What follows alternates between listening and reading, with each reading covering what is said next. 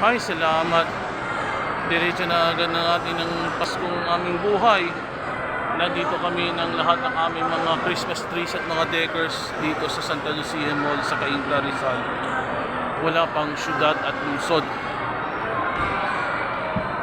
Di bali na lang na malapit sa Antipolo, malapit sa Marikina, sa Pasig at malapit sa Cainta. Yan ay pinakita agad ng dekorasyon agad ng aming Christmas tree at mga decors until December that for the holidays. Pero walang sawa ang Pasko. Yan na natili agad taon-taon. Walang sawa at walang iwan. Ito po si Mr. Rans Arcis. Okay, sigla ng Pasko sa iyo. Ciao!